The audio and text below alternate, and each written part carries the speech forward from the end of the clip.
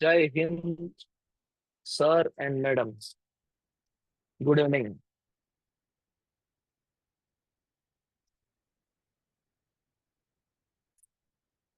Sir, good evening sir.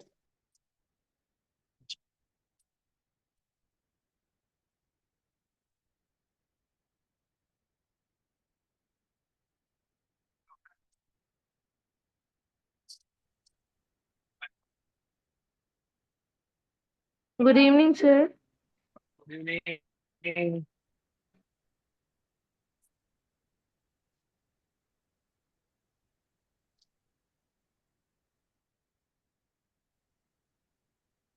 Just a minute, I am sharing my screen. अलावा मेरे को पूछ रहे हैं।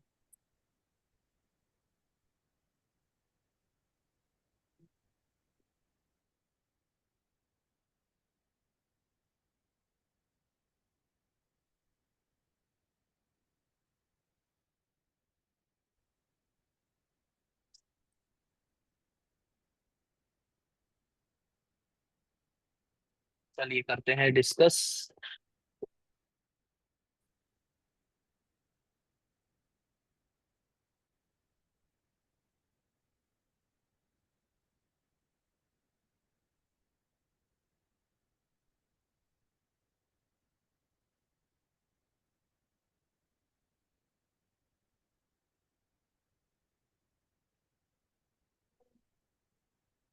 जयवीर सर, कल आपने ये सेक्शन नंबर 17, 18 और 19 आई थिंक आपने बताया था, but due to some network issue तो जो क्लास थी वो मैं ले नहीं पाई थी। मतलब आधी बीच में ही हो गया था वो, शायद कोई नेटवर्क इशू था तो ज्वाइन भी नहीं हो पा रहा था बाद में। नहीं हुआ ही नहीं है। 17, 18 और 19 हुआ ही नहीं है। अच्छा, हुआ नहीं है। ठीक है, ठीक है। हम ओके सर। डेली टारगेट लेके बैठते हैं मैडम कि ये करेंगे। नहीं, हाँ ऑब्जेक्टिव ही वो हमारा होता है। ओके। नहीं, मुझे लगा वो डिजाइन का शायद जब चल रहा था तो उस टाइम पर वो जो क्लास थी वो हो गया था, मेरा लॉग आउट हो गया था। तो आई थॉट के उस टाइम आपने करवाया हो। Okay sir, okay, no issues.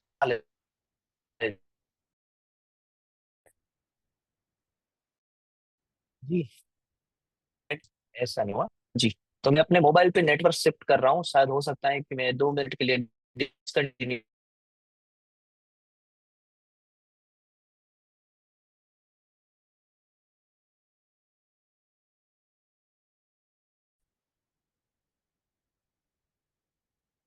M I audible? Yes, sir. Yes, yes sir. Sir. Okay.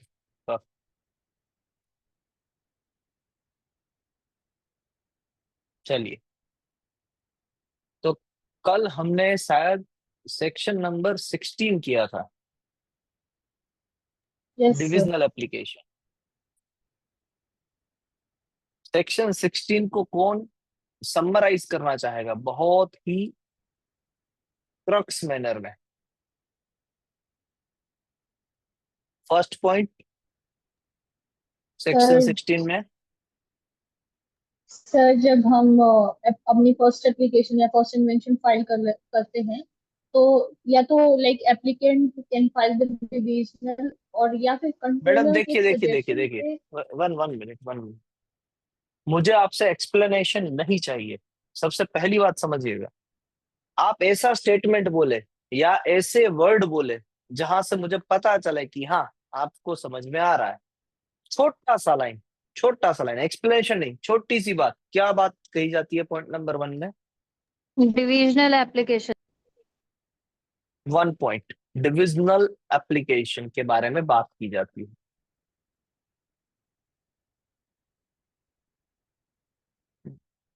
Divisional application में कितने इन्वेंशन होते हैं जब वो मेन फाइल होती है तो? एक से ज्यादा होते हैं इन्वेंशन जब वो एक फाइल से होती है। ज्यादा, यानी ये जब एक से ज्यादा इन्वेंशन है एक एप्लीकेशन में, तब की बात है। कौन कौन कर सकता है डिविजनल एप्लीकेशन को फाइल, या कब कब किया जाता है? या तो एप्लीकेंट कर सकता है या कंट्रोलर अगर सजेस्ट करता है तो। एप्लीकेंट या कंट्रोलर। कब होगा ये? At any time before the grant of patent, I think. बरोबर है मैडम, बिफोर ग्रांट।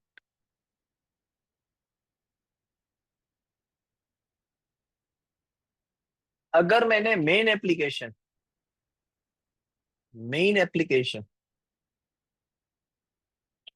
फाइल करने के वक्त फॉर्म 18 फाइल किया है तो क्या होगा?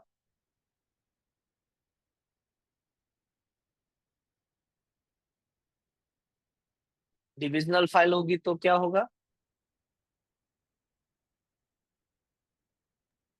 On the same day divisional का भी फाइल करना पड़ेगा। As per rule number 24B। 24B। तो इसमें पॉइंट आएगा, अगर मेन एप्लीकेशन में फॉर्म नंबर 18 फाइल्ड है तो डिविजनल में भी फॉर्म 18 फाइल करना पड़ेगा ऑन द सेम डे यानी जब आप डिविजनल फाइल कर रहे हो, as per rule 24B। Okay, मान लीजिए कि फॉर्म 18 फाइल नहीं किया गया था मेन के साथ,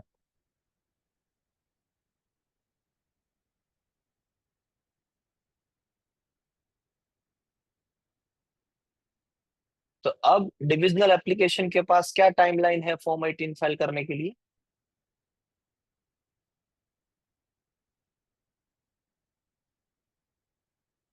81 months sir। 31 31 month month plus 6 और मंथ का एक्सटेंशन। नहीं, प्लस नहीं, 31 मंथ और divisional filing date plus 6 months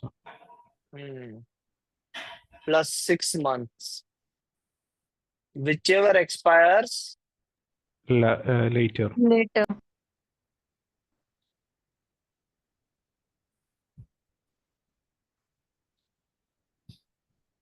ये भी as per which rule number 24B।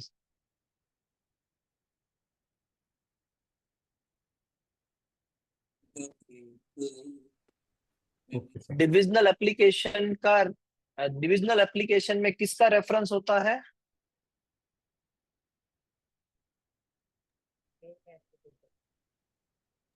First application. Main application, first application. Filing date भी कहां से मानी जाती है डिविजनल की?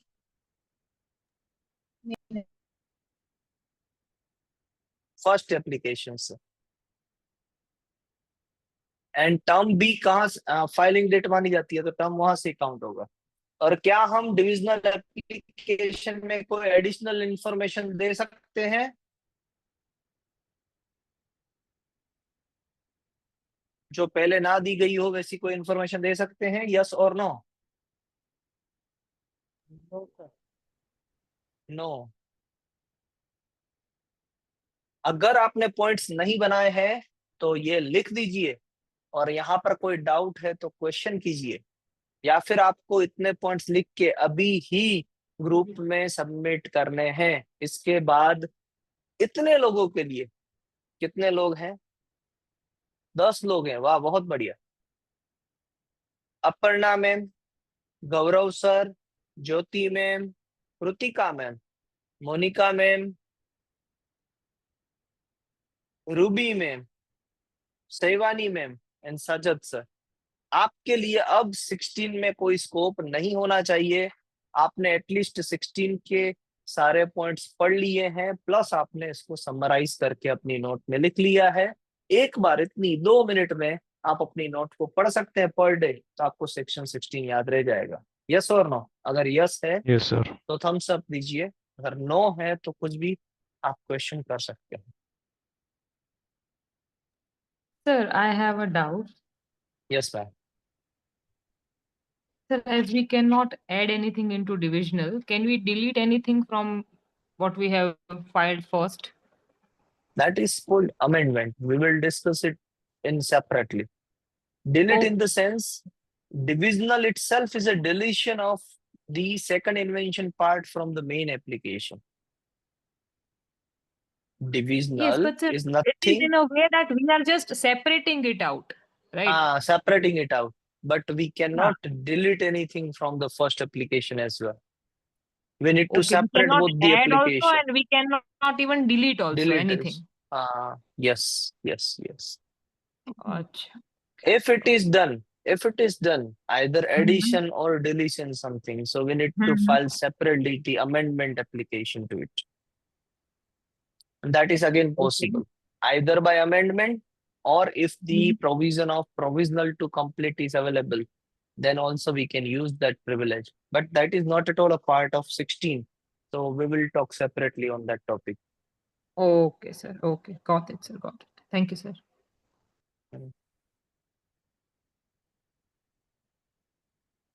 Perfect.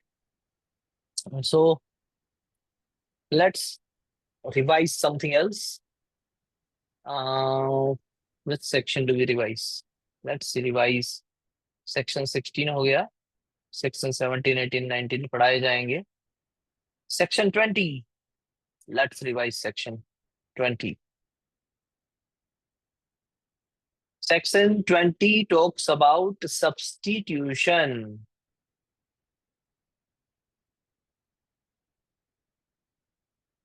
Substitution means आपने एक एप्लीकेशन फाइल की.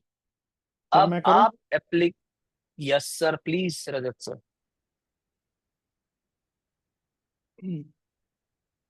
Just a minute, Rajat sir. Okay, आपको होस्ट है ही. नहीं प्लीज सर. हूँ मैं जी. चलिए स्टार्ट करते हैं. रजत सर, बस जी. जैसे ही हो जाए, अभी मैंने 16 को भी रिपीट करवाया है. और ये 20 आप 17, 18, 19 नहीं लेंगे अभी, वो 10 बजे ही है, या फिर अगर ना आए तो सर प्रदीप सर. अब आप 20 को करवाइए और 20 या फिर और कोई करवाइए. जो आप करवाएंगे उसका नोट्स अभी के अभी सभी लोग ग्रुप में डालेंगे, ताकि ये कंफर्मेशन मिले कि सभी लोग पढ़ रहे हैं, सिर्फ सुन नहीं रहे हैं.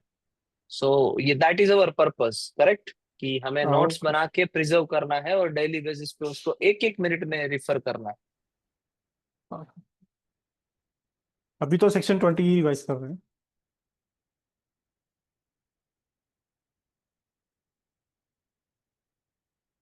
चल, section 20.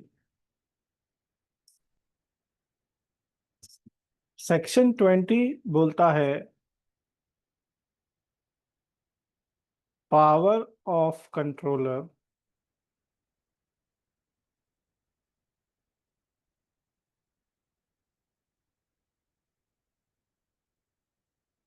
regarding substitution of applicant.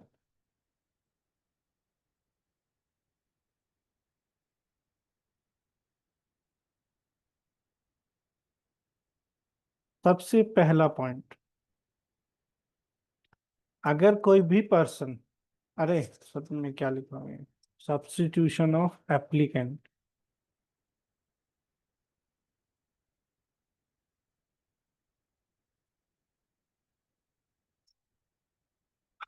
सबसे पहला पॉइंट, अगर कोई भी person applicant before grant deceased हो जाता है, deceased person can be substituted.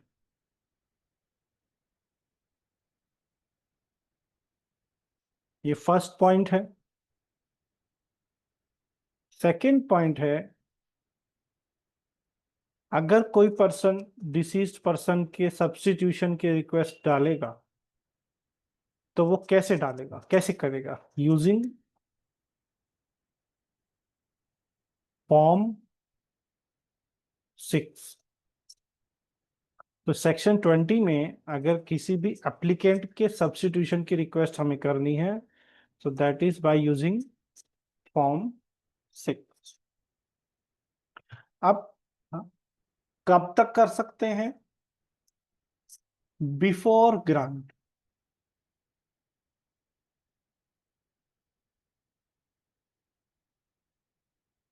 Third point हमारा क्या बना? Before grant. First point, deceased person यानी जिसकी डेथ हो चुकी, उसको सब्स्टिट्यूट करना है यूजिंग फॉर्म 6 बिफोर ग्रांट, तो हम कर सकते हैं अंडर सेक्शन 20। बट कैसे? फोर्थ पॉइंट आता है हाउ। हाउ तो फॉर्म 6 है, but under what condition? By using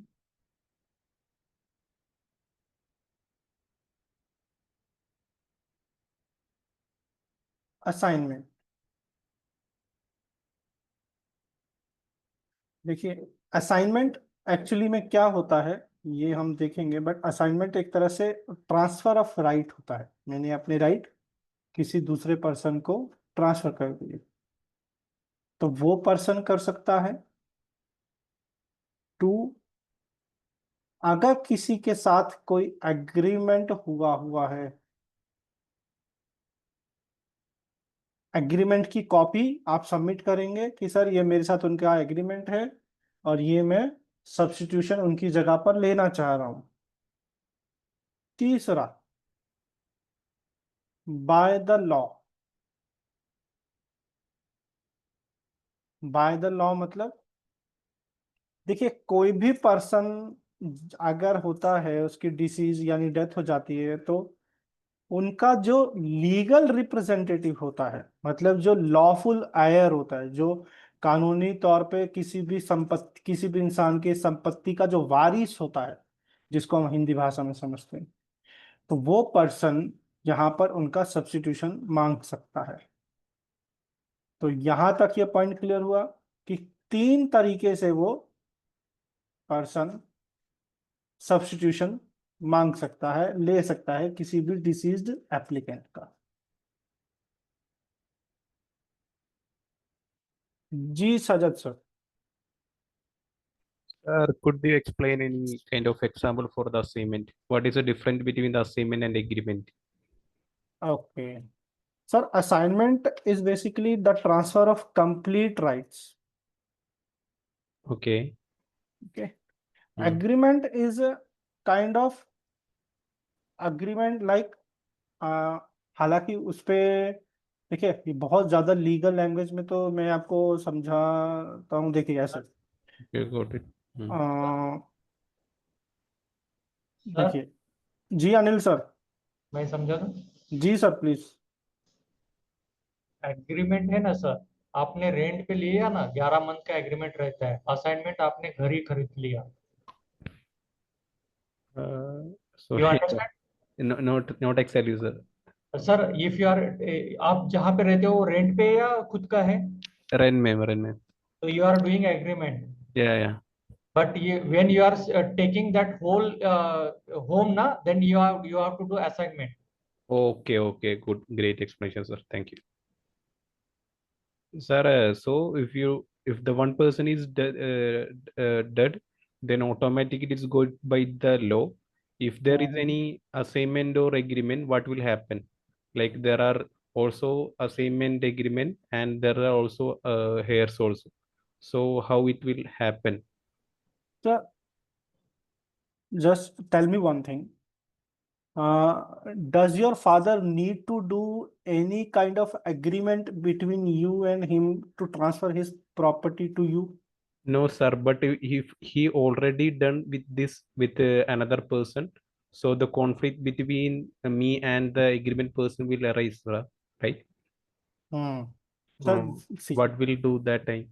sir, if the assignment is on with the another person, na, that person will be get the priority, Okay, sir. Okay. because when the person will apply by the law, na, he must have the high court orders. Okay, sir. Okay.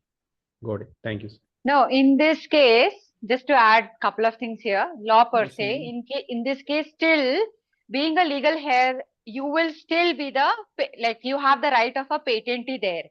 It's just that the Hmm. extra thing what you are doing is that as part of the assignee or as part of agreement, assignee, I think you are clear, right? As part Yeah, of agreement, you have assigned it to execution of the agreement, you have given the right to someone else. As part of assignee, you have given the right to someone else. But the core owner, that is the core patentee, still it will be you because you are the legal heir.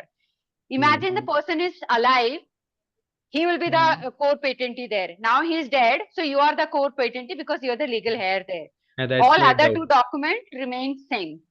Okay, okay. So, So ma'am, in that condition, so what you are trying to say that if a person is also having an assignment and the legal heir, they both will get added in the as a substitution of the deceased person.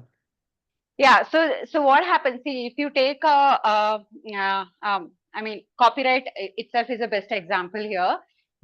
If a person is alive, let's say I am the patentee and I am alive, I can always assign my work to Sajid sir. Sajid है ना sir आपका नाम? I mean, your name is Sajid ji, only, right? Sajid. Yeah, yes, sir. Sajid. So I can still assign it to you. Let's say if I am dead Okay, and my legal heir, let's say it's my son, okay, he is just replacing me, but the concept of assignee will still remain the same. okay, okay. So the That agreement is and law per assignment, se. agreement and assignment will be the same, and only Yeah. the owner is changing. Just right? imagine that the Yeah, live, the dead person is you now. You Yeah, have I got it. replaced him. Yeah, got it, got it. That is legal heir concept is that in law. So the main thing is that if the son is there and the usually the assignment agreement is usually right. So who can substitute him? By If the the law. See, agreement is a two different thing. Agreement assignee concept, if the person is alive, however the Mhm. concept is, that will remain the same. Like if he Okay. has made an agreement with you, you will be the executory party there. But ma'am, I- in the assignment section, the complete right is goes to the other person. right? Correct. In that case, if I was alive and if I would have given all the right to you, so I would have been nullified there. Now I have transferred my right to you. Okay, okay, okay. That So will be the same. So what the only difference here, the person who agreement was and- alive has been replaced by you. You are the legal heir there. Okay. That is law. Okay, got it. Got it. Sir, ठीक है ना sir explanation? नहीं, explanation तो ma'am as per the law per se आपने बिल्कुल सही दी है, मैं उस पर बहुत जजमेंट नहीं दूंगा। बट मेरा क्वेश्चन ये है, तो कोई भी पर्सन अगर डिसीज्ड होता है, डेथ होती है बिफोर ग्रांट, तो that single person can be replaced by two persons. Yes, I'm not denying that. वही होगा ना, लीगल हेयर भी है। अगर आपने पूरा का पूरा राइट ही किसी और को दे दिया मरने से पहले, असाइनी बना के चले गए हो, so you have liquidized your right to someone else there, right? But still अगर कल को लेट्स से कि किसी भी तरीके से, आई एम नॉट श्योर पेटेंट में ऑप्शन है या नहीं, किसी भी तरीके से लेट्स से कि उसका राइट रिलिंक्विश हो जाता है, मतलब assignee is no assignee, I have taken it back और व्हाटएवर, कुछ भी हो के ऐसा कुछ हुआ तो the right will again be back to me, I am the patentee now because I am the legal heir there. जी जी सर, जो जिंदा लोग होते हैं ना, वही अपने आप को किसी और को असाइन करते हैं। अगर असाइनी ने अपना टेक ले लिया था उससे पहले पेटेंट एक्ट में, तो ठीक है। अगर नहीं लिया है, तो जब पर्सन की डेथ होती है, तो फिर उनके लीगल रिप्रेजेंटेटिव ही वो डिसीजन लेते हैं, because that right belongs to them after the death. वो बात सही है। असाइन कौन करते हैं? जो जिंदा होते हैं वो किसी को असाइन करते हैं।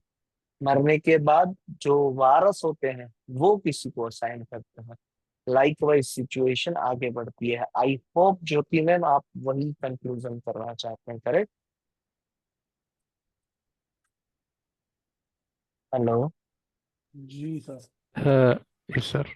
Yes, sir. जी सर सॉरी म्यूट था, बकबक कर रही थी बट म्यूट था। नहीं, तो आप कहना तो क्रक्स में यही चाहते हैं ना कि जिंदा लोग जी असाइन सर, करते हैं, करेक्ट परफेक्ट, और मरने के बाद हाँ, लीगल रिप्रेजेंटेटिव अगर चाहे तो करेक्ट। किसी को इट्स असाइन कर जस्ट सेड आई सकते हैं। हैव, वो जिंदा इंसान को जो उसका लीगल हेयर है उसने रिप्लेस कर दिया है। जी, that's it। That is our तो लॉ। यही तो- बाकी आप जो पेटेंट का लॉ है वो आप लगाइए, मैंने बस ये लॉ अपना इंडियन लॉ लगा दिया वहां पे। रजत जी, Sir, yes, sir. till the time when Okay. we are and not having any other proof, till that time, we will go with such explanation. It is very, what I can say, very, very good or very, very logical question that you have asked. Okay, sir. It's a Thank you. once in a while scenario that you have asked. So till the time, Rajat sir will also search, I will also search, but Jyoti ma'am explained it very well that the living person can assign their rights to someone else. Once that person receives, the rights belong to the legal representative or heir of that person. If Okay. that legal representative wants to assign someone, he or she can.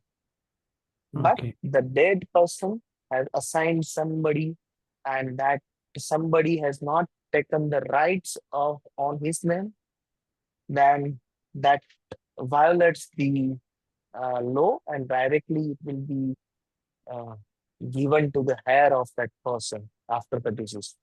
Okay. Okay. It is very much logical and sensible. Okay, Can we sir. proceed further, Rajat sir? Yes, Yeah, sir. sure. Thank you. Thank you, Jyoti ma'am.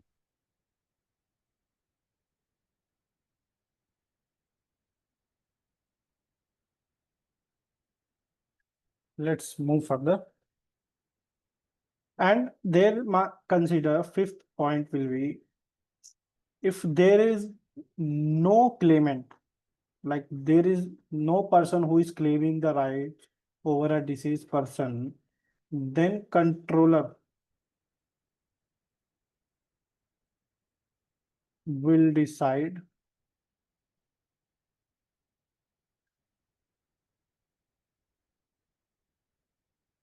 with the consent of the remaining applicants.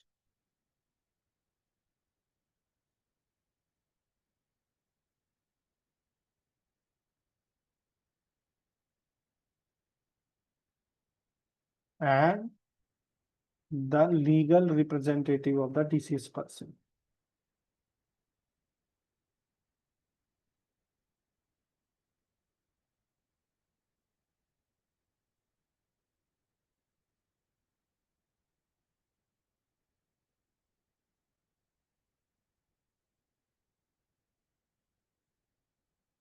Controller will decide with the help of applicants, the survivors, जिनको हम बोलेंगे survivors, and the legal representative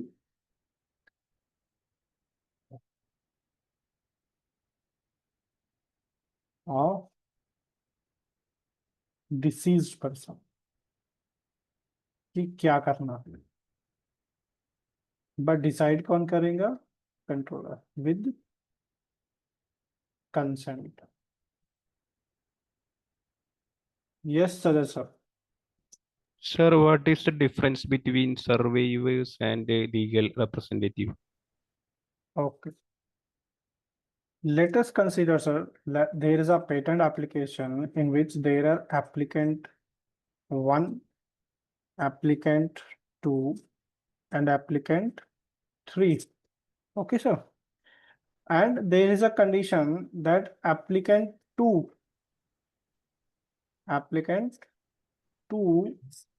is deceased. He is off now. Okay. So now nobody is claiming the right over applicant 2. Okay. Then controller will do, he will go for the consent of applicant 1 and applicant 3. These are the survivors.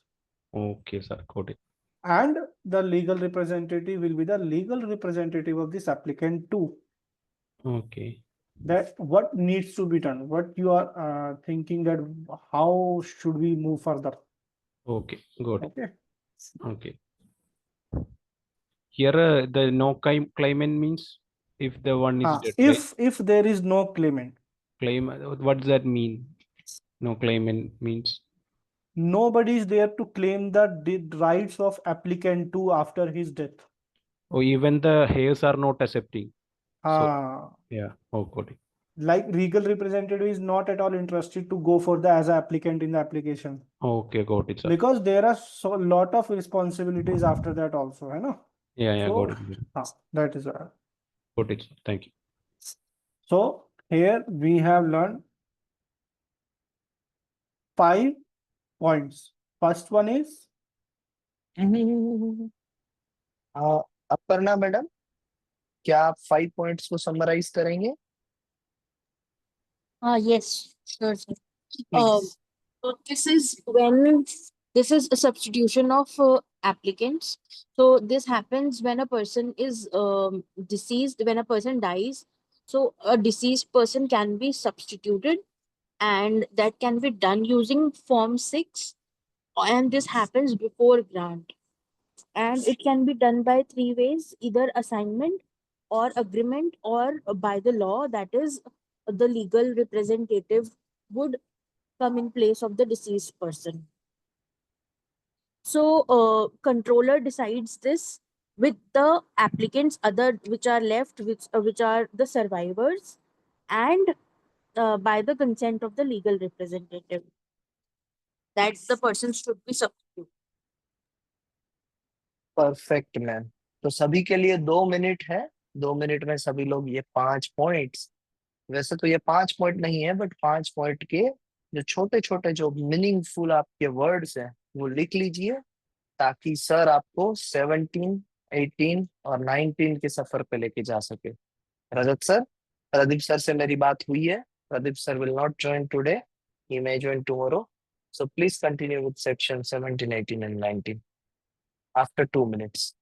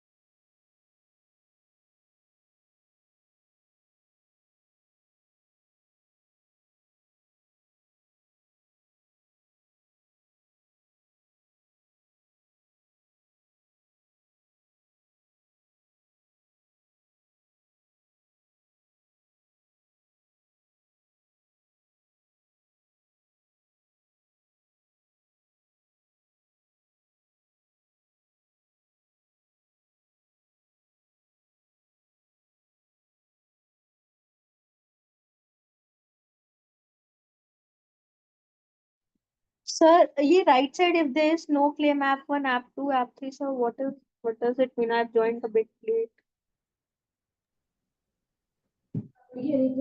वो ma'am explanation दिया था रजत sir ने कि applicant 1, applicant 2 and applicant 3 है, तो वो survival किसको बोलते हैं इसके बारे में वो एप्लीकेंट के इंफॉर्मेशन के लिए दिया था मैम। Okay. वो नहीं लिखेंगे तो भी चलेगा। अनिल सर, एक क्वेश्चन है। बोलो ना मैम। ये as part of this patent agent exam, we have to be thorough with the Patent Act and Design Act, both, is it? यस। तो पेटेंट एक्ट में 164 सेक्शंस हैं, and then how about the design act? 48 only. Only 48। Ma'am other than that you have to not all but at least जो section में पढ़ा रहे हैं वो रूल्स याद रखने के, बट वो सेक्शन के साथ ही होंगे, डोंट वरी अबाउट दैट। और कुछ भी ऑलरेडी माइंड ब्लॉगल हो गया एकदम। मैम अभी तो शुरुआत है। बट मैम थोरो सेक्शन के साथ तो थोरो होना जरूरी है। रूल्स तो हो जाएंगे, और रूल्स एटलीस्ट कुछ नहीं हुआ तो फॉर्म के रिलेटेड जितने रूल है ना उतने भी हो गए ना तो भी सफिशिएंट है। ज्योति मैम, ये जो अनिल सर हैं प्रिंसिपल उनको भी साहब, सारे सेक्शन बाय हार्ट याद है। ये सर जो आप रजत लोग तो सर उसी है, प्रोफेशन में हो ना, तो होगा ही। मैडम, ज्योति मैडम, सुनिए सुनिए जी सुनिए सर। सुनिए। अभी तक के जितने भी कैंडिडेट्स हैं, चाहे ये अभी गीताली मैडम ज्वाइन है यहाँ पर, जब गीताली मैडम ने, शायद चले गए, आए थे 9:30 बजे, जो भी पुराने लोग हैं, चाहे वो ओंकार सर हो, चाहे ओपी अग्रवाल सर हो, चाहे ये प्रदीप सर है, या फिर कोई भी हो जो पुराने बैच में से है, उनको सारे patent act and design act के सारे सेक्शन, सारे रूल्स एकदम करेक्ट ऑर्डर में याद है। बार बार इसी बात से आप घबराइए मत कि कैसे होगा, ये होता ही आ रहा है और अभी भी होगा, that's for sure. Is that clear? ये बात दिमाग में रख दीजिए। ये कुछ नहीं है मैडम, इन फ्रंट ऑफ जितना हम मेहनत कर रहे हैं ना, उसके सामने सिर्फ इतना आना कि सारे सेक्शंस मुझे याद रह जाए, वो कुछ नहीं है, इट्स नथिंग। हाँ, मगर ये जब कहते हैं कि सारी चीजें याद रखना जरूरी है, तो इसका टेंशन नहीं लेना है। बस आप सुनिए, और उसको जैसे कहा जा रहा है कि आपको इसकी नोट्स बना के भेजना है ग्रुप में, बस इतना फॉलो कर दीजिए। बाकी अपने आप चमत्कार देखेंगे अपने आप में कि ये छोटी छोटी मेहनत आपको कैसे कॉन्फिडेंस देती है। So do as directed, rest of the things leave on us. Rajat sir, section 17, 18, 19। Continue करते हैं। सबके नोट्स आ गए सर? सर 16। सर सर इसमें असाइनमेंट और एग्रीमेंट में एप्लीकेंट का डिटेल्स लिखना जरूरी है ना? सर वो अभी रुकते हैं, वो बहुत ओके ज्यादा हो जाएगा। ओके।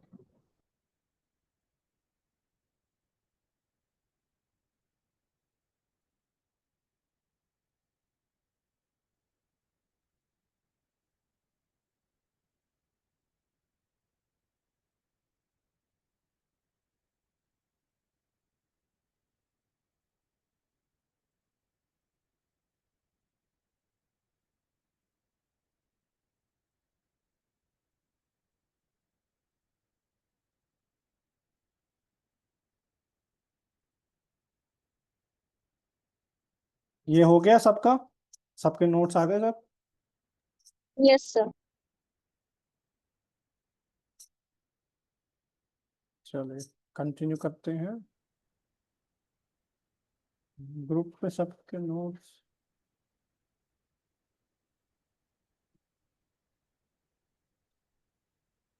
चलो आगे बढ़ते हैं। सेक्शन 17। सेक्शन 17 क्या बोलता है? Power of controller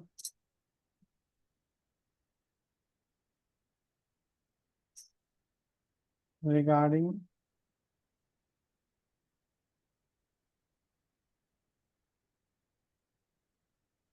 dating of application.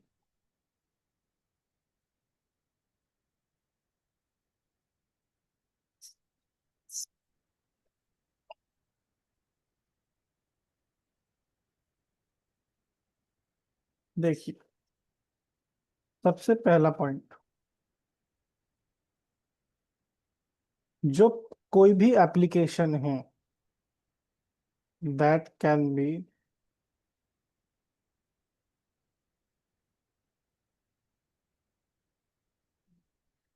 post dated. Post dated. Second point, post dated up to when? Up to 6 months.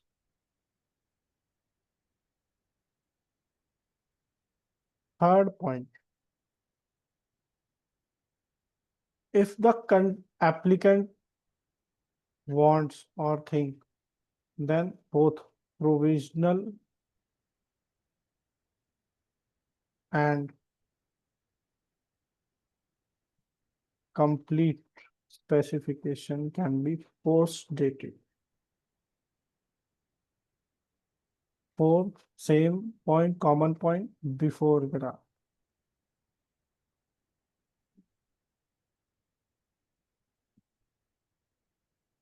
ये 4 पॉइंट हमको मेजरली यहाँ पर याद रखना है। एप्लीकेशन पोस्ट डेट हो सकती है, 6 महीने तक हो सकती है, प्रोविजनल और कंप्लीट स्पेसिफिकेशन दोनों पोस्ट डेट की भी आ जा सकती है, और बिफोर ग्रांट। ओके, तो कौन रिपीट करेगा? साक्षी मैम आप करेंगे रिपीट? और Yes, sir. सभी लोग? So, it's section 17 related to the power of controller with respect to the dating of the post dating of the application. It states that any application can be post dated up to 6 months, and provisional as well as complete the application with along with the complete specification can be post dated, but it should be done before granting of that. Perfect जी। Aparna ma'am? Up to 6 months from date of the priority or in which provisional is filed. Yes yes Aparna ma'am. Sir post dating का एक example तो ये हो गया कि suppose हमने provisional file किया और हम 12 मंथ्स में कंप्लीट फाइल नहीं कर पाए, तो हम उसकी पोस्ट डेटिंग कर देंगे। बट अगर कंप्लीट स्पेसिफिकेशन हमने फाइल की है तो ये किस क्राइटेरिया में हम उसकी पोस्ट डेटिंग करेंगे? Aparna ma'am, let's take an example. Like you have filed on 1st January 25 an application with provisional specification 1. And now you file 1/1/26 complete specification. And now you are asking कि sir अगर ये complete specification file नहीं किया and ये date निकल चुकी है, that is your question ना? नहीं Yes. सर, उनका हाँ। उनका क्वेश्चन ये है कि कंप्लीट स्पेसिफिकेशन तो वो समझ गए कि इस केस में हम पोस्ट डेट करेंगे। दूसरे कौन कौन से सिनारियो है जहां पर ये जरूरत रहेगी? I think I am not wrong Aparna ma'am. ये मतलब जब हमने कंप्लीट स्पेसिफिकेशन स्टार्टिंग में ही फाइल कर दिया तो फिर क्यों जरूरत होगी पोस्ट डेटिंग की? Okay ma'am, but first of all एक चीज मैं क्लियर कर देना चाहता हूँ मैम कि अगर ये डेट निकल चुकी है तब आप पोस्ट डेटिंग पर भी नहीं जा सकते, आपकी एप्लीकेशन अबैंडन हो चुकी है। Now if you have filed complete specification on this date, okay ma'am? Okay, now tell me, if this is my priority date, then up to which date I can file PCT or convention application?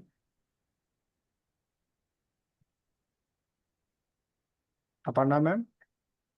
ये सब PCT तो 31 months तक। That is for national phase entry. PCT application आप कब तक file कर सकते हैं? 12 months. Up to which date? 12 months, I think. 12 months, that is 1st January 26. Correct. And now you think that like you came to understand on 26th December 25 that I want to go for the PCT, but I don't have the proper time remaining that I need to file for the PCT.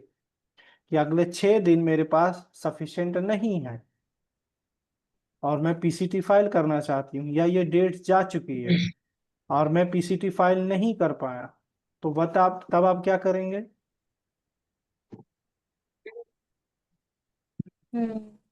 Post date करेंगे।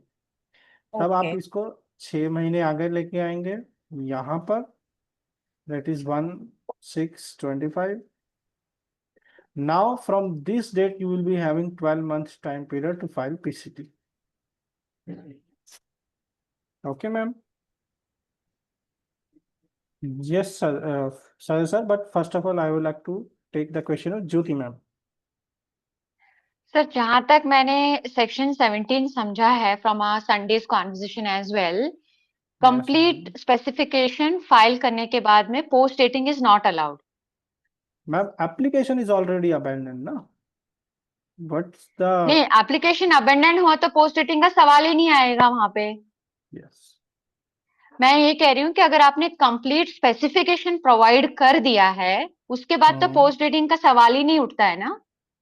Why? नहीं, why?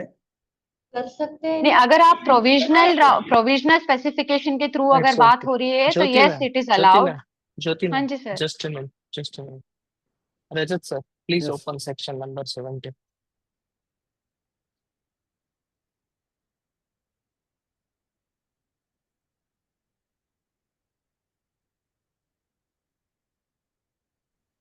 Jaiveer sir, Yes, ma'am.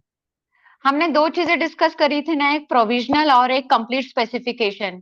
Correct. हमने क्या बोला था, जब अपन provisional specification करते हैं तो पोस्ट डेटिंग वहां हो सकता है, बट अगर कंप्लीट स्पेसिफिकेशन ऑलरेडी चला जाता है तब तो नेक्स्ट रिव्यू जोन में चला जाएगा ना, वहां पोस्ट डेटिंग आप कैसे करोगे? देखिए मैडम, क्यों नहीं कर सकते हैं? प्रायोरिटी डेट को ही आगे करना है, क्यों नहीं कर सकते हैं? Why not? अगर मैंने पहले ही कंप्लीट फाइल किया है और 12 महीने में मुझे पता चलता है कि मैं नहीं फाइल कर पा रहा हूँ PCT, so I will go for post dating. Let's have this conversation apart. Let's नहीं, read बट आप this किस first paragraph. बेसिस पे करोगे सर? क्वेश्चन तो वो मैडम, उठेगा ना कि देखो ज्योति हाँ, मैम, ज्योति मैम, जी. this particular section belongs to Patent Act or not? Yes or no? हाँ Correct? Sir. This particular section 17 belongs to Patent Act or not? हाँ. Okay, now let's read it out. और हमारा question क्या है? ज्योति madam ने क्या कहा है कि कंप्लीट स्पेसिफिकेशन को पोस्ट डेट नहीं करवाना चाहिए. ऐसी मैडम की थिंकिंग है कि ऐसा नहीं कहीं नहीं पर नहीं लग नहीं रहा है नहीं उनको. नहीं, मेरा क्वेश्चन ये, मेरा डिबेट ये है, कंप्लीट स्पेसिफिकेशन दे हो जाने के बाद, प्रोवाइड करने के बाद आप पोस्ट मैडम, डेटिंग नहीं कर सकते. आपने कंप्लीट स्पेसिफिकेशन ही फाइल किया है. Now what to do? हाँ, अब वो पोस्ट डेटिंग पॉसिबल है क्या? दैट इज माय नहीं. डिबेट. हाँ बस तो है, क्योंकि आप Okay. सेक्शन 17 को पढ़ेंगे, वहां पर कहीं पर भी कंप्लीट के लिए ऐसा नहीं लिखा है कि कंप्लीट के लिए पोस्ट डेट नहीं हो सकता. लेट्स सी सेक्शन नंबर 17, उसमें सब clause 1, subject to the provision of. Sir, let the ma'am read. Jyoti ma'am, आप है ना, इस चीज को तोड़ तोड़ के पढ़िएगा, यानी थोड़ा पढ़ा फिर उसका मीनिंग, थोड़ा पढ़ा फिर उसका मीनिंग. Please ma'am. हाँ हाँ, एक सेकंड सर, पढ़ रही हूँ, एक मिनट सर. हाँ, ओके, ठीक है, perfect. So subject to the provision of section 9. Section 9 क्या है? Provisional and complete specification. It talks about that. At any time after the filing of an application and before the grant of the patent under this act, the controller may, at the request of the applicant, made in the prescribed manner, direct that the application shall be post-dated to such date as may be specified in the request, and proceed with the application accordingly. ठीक What है? it means?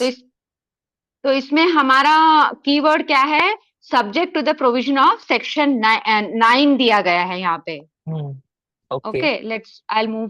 Provided that clause में जाती हूँ. Provided that no application shall be post dated under this subsection to a date later than 6 months from the date on which it was actually made or would, but for the provision of this subsection be deemed to be have been made. ठीक है, perfect. Next point. Sir थोड़ा आप करेंगे, मेरा ही वाला हाथ आ रहा है बीच में, ओवर कर देती हूँ, थोड़ा आप करेंगे सर प्लीज। रजत सर इसको थोड़ा सा, हाँ। So now let's come to the point 2, where an application or specification, including drawing or any other document, is required to be amended under section 15, the application or specification or other document shall, if the controller so direct, be deemed to have been made on the date on which the requirement is compiled, with or where the application or specification or other document is returned to the applicant on the date on which it is refilled after complying with the requirement. ये मेरा question है ना, ये second वाला answer कर रहा है sir. तो बेसिकली क्या होता है कि अगर कंट्रोलर ने आपका जो आपने कंप्लीट स्पेसिफिकेशन दिया है उस पर कोई एक क्वेश्चन उठाया कि भाई तुमने जो ड्राइंग दी है वो कंप्लीटेड नहीं है, या आपने जो भी डॉक्यूमेंट दिया है या जो भी आप अमेंडमेंट कर रहे हो अंडर सेक्शन 15 जो भी है, अगर उसके लिए वो वापस आपके पास जा रहा है और आप रेडी नहीं हो अभी भी, तब आप उसको पोस्ट डेट कर सकते हो कि भाई मैं रेडी नहीं हूँ, मुझे एक दूसरा डेट दे दो। वहां पर वही बात है ही नहीं, आपने तो दोनों पॉइंट को क्लब कर दिया। सेकंड पॉइंट तो सेपरेटली है। सेकंड पॉइंट में पोस्ट डेटिंग की बात ही नहीं है। Post dating in the sense जो 6 महीने है उसकी बात ही नहीं है मैडम। नहीं, कंक्लूजन तो वही बोल रहा है ना सर, इफ नहीं द कंट्रोलर सो डायरेक्ट। रुकिए, कंट्रोलर सो डायरेक्ट, बट 6 महीने है कहीं पर लिखे हुए? है तो ऊपर दे दिया है ना, वो फर्स्ट पॉइंट के प्रोविजनल लिए क्लॉज है। में आ गया। ऐसे नहीं होता है। जो सेकंड पॉइंट है वो यह कहना चाहता है कि कंट्रोलर ने अगर कभी भी यानी बिफोर ग्रांट लिखा है कहीं पर, हाँ एप्लीकेशन है यानी बिफोर ग्रांट हुआ। देखिए वर्ड भी बहुत मीनिंगफुल है। एप्लीकेशन है, it means it is before grant. Sir section 15 है तो 15 है ना, तो हाँ ग्रांट ही है। हाँ बिफोर ग्रांट ही है। तो अमेंडमेंट हुआ आपकी एप्लीकेशन का, कंट्रोलर ने कहा कि आपने जब अमेंड किया है उसी डेट को आपकी फाइलिंग मानी जाएगी, चाहे वो 6 महीने हो, 12 महीने हो, जितने भी महीने हो। कंट्रोलर कभी भी आपकी एप्लीकेशन को अमेंडमेंट करने के लिए कह सकते हैं, और ऐसा भी कह सकते हैं एज पर सेक्शन 17 सबसेक्शन 2 कि आपकी एप्लीकेशन जिस दिन आपने अमेंड करके फाइल की है उसी दिन आपने फाइल की है, ऐसा माना जाएगा। Is that clear? Point number 2, Jyoti ma'am. So we will proceed for the point number 1. ठीक है, हाँ? पॉइंट नेक्स्ट पॉइंट में अब चलते हैं। अब पॉइंट नंबर 1। पॉइंट नंबर 1 में सेक्शन 9 में कहीं पर भी आपको ऐसा लिखा हुआ मिला कि प्रोविजनल स्पेसिफिकेशन को ही फाइल करना है तभी जाके आप पोस्ट डेट कर सकते हो? नहीं लिखा है, बट देन इसे तो सब्जेक्ट टू बस, द प्रोविजन ऑफ सेक्शन 9 वो बोल रहा है ना वहां पे वो चीज। हाँ तो subject to the provision of section 9. Okay. Section 9 talks about, It's the provision and complete specification speak about no, that, what ना? is the title? What is the title of section 9? Section 9 का title मेरी book में मैंने वही लिखा है sir, I may be wrong, I have written section 9 is provisional and complete specification. ऐसा नहीं है ना madam, that's the problem. What's the title of the section 9? ठीक है sir, I'll not kill others time, I'll do the research my नहीं, side and madam, I'll connect with you offline। Madam sir sir बात तो वही है, provisional and complete specification की, but complete specification can be post dated. अब रजत sir कुछ कहना चाहते हैं। सर अगर मैं गलत भी हूँ तो भी पॉइंट आउट कीजिएगा, डजंट मीन कि नहीं हो सकते। नहीं सर, परफेक्ट है। एक काम करते हैं मैम, सेक्शन 9 क्या है? देखो Provisional and section complete 9 basically specification. Timeline के बारे में बात करता है for a provisional and a complete specification. Complete. अब इस वर्ड को आप यहाँ पर रिप्लेस कर दीजिए PS एंड CS से। अब इस कॉन्टेक्स्ट को पढ़ेंगे तो क्या अब ये रिलेट नहीं होगा? नहीं सर, मैं ये समझ गई हूँ। मैं इस पॉइंट पे नहीं डिबेट कर रही हूँ। मेरा क्वेश्चन सिर्फ यही है कि कंप्लीट स्पेसिफिकेशन होने के, देखो अगर आप हर बार जाके अपना पोस्ट डेटिंग करोगे ना, the entire concept of the section only will go away. That is my debate here. No, that is your misconception. नहीं Post नहीं dating cannot हाँ, be a later than 6 months. नहीं, छह समझ आपने गई। आज फाइल सिक्स की। मंथ तो है ना आपके पास में। देखो, हाँ पोस्ट डेटिंग करने से मेरा भी डिसएडवांटेज है कि मेरे बेनिफिट्स जा रहे हैं, नोवेल्टी एंड अदर बिल्कुल प्रायर एक्ट वाला बिल्कुल वो हो रहा है। बट बिल्कुल फिर भी ऐसे लोग वहां फिर भी होंगे जो पोस्ट डेटेड करने की कोशिश करेंगे विदाउट। तो कंप्लीट चलो, स्पेसिफिकेशन दे देने के बाद तो मेरे पास रीजन बहुत कम बचेंगे ना कि मैं किस बेसिस पे पोस्ट डेटेड कर रहा हूँ भाई। कुछ मगर तो आप होना चाहिए ना रिक्वेस्ट, रीजन। आप है ना मैडम, रिक्वेस्ट कर रहे हैं, पोस्ट डेट करने की अप्रूवल कंट्रोलर देंगे आपको। ओके, ठीक है सर, कोई नहीं। Okay, cool.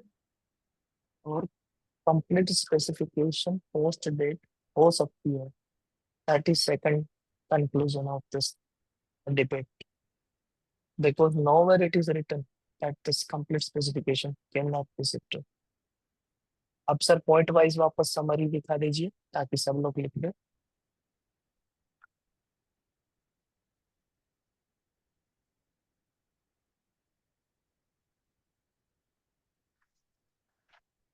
सब लोग लिखने के बाद फोटो खींच के ग्रुप में सबमिट करेंगे सेक्शन 17 के ये पॉइंट्स। 16 के आ गए हैं सब ग्रुप में।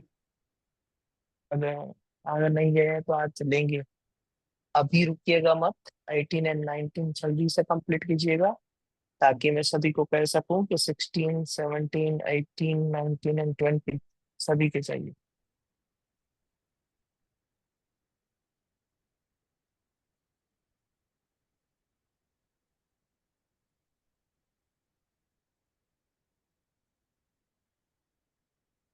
फर्स्ट पॉइंट में लिखिएगा that can be post dated में लिखिएगा दोनों पीएसपी और सीएसपी। थर्ड पॉइंट में ऐड किया है सर। ओके। ओके। सर जैसे सेक्शन 17 एक्ट में इतना लेंदी एंड लीगल लैंग्वेज में एक्सप्लेन्ड है, अगर सेक्शन मतलब कोई भी सेक्शन हम लोग को लिखने को आता है डिटेल में, तो ऐसे पॉइंट वाइज हम लोग लिखेंगे, may be a sentence long, so will that be suffice enough? Rajat sir, आपने जब भी पेपर में अटेम्प्ट किया था, यू गॉट 187 मार्क्स, तो आपने सर आंसर कैसे लिखे थे? सर पॉइंट्स में उसका एक स्ट्रक्चर है जिसमें हम सबसे पहले लिखते हैं वो नहीं नहीं, पूरा। अगर सेक्शन 17 वो नहीं सर, अगर सेक्शन 17 मांगा जाए तो आप कैसे लिखते? Title first point, second point form अगर कोई एप्लीकेबल है, ठीक है। थर्ड पॉइंट उसमें क्या किया गया, जैसे इसमें पोस्ट डेटिंग की बात हुई है तो पोस्ट डेटिंग की मैं 2 लाइन लिखूंगा। फिर फोर्थ, जैसे ये पॉइंट्स बनाए ये पॉइंट्स मैं ऐड करूंगा बस। ठीक है। और देखिए ये पॉइंट्स हैं मैम, अब इसको अंडरस्टैंड करते हुए आप चाहे तो इसको 1 पॉइंट बना दीजिए, चाहे तो इसको 8 पॉइंट बना दीजिए,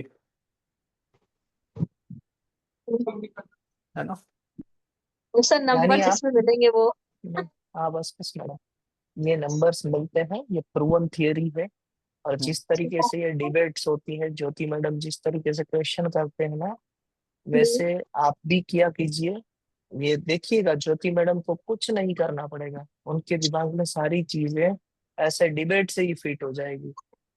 तो जितने भी लोग डिबेट करते हैं, ऐसा देखा गया है कि उनके दिमाग में सारे पॉइंट्स वैसे ही फ्रीज हो जाते हैं, उनको कुछ ज्यादा कुछ करने की जरूरत नहीं होती है।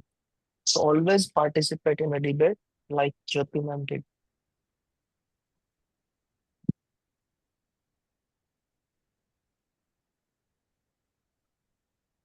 और एक पॉइंट ऐड कर दीजिए sir, refiling with section number 15।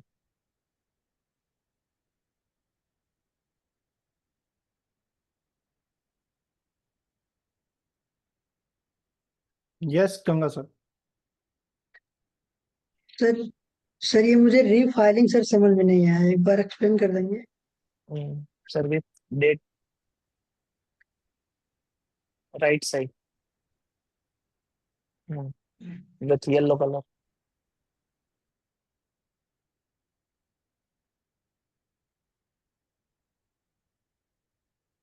Okay, let's do one thing, sir. Ganga sir, yes sir. you filed application on 1/1/25, yes sir. and can you tell me what forms are need to be filed at the time of application? Sir form 1 and form 2। 3 and 5 as well. But हाँ yes although sir. they have some timeline also, 3 and 5 को हम बाद में भी कर सकते हैं, for example, yes sir. है ना? चले फॉर्म 3 की बात करते हैं। मान लीजिए आपने फॉर्म 3 फाइल किया ऑन 1/3/25, है ना सर? Yes sir. जब आपकी एप्लीकेशन कंट्रोलर के पास गई तो उन्होंने देखा कि आपका जो फॉर्म 3 है that is not properly field, yes sir.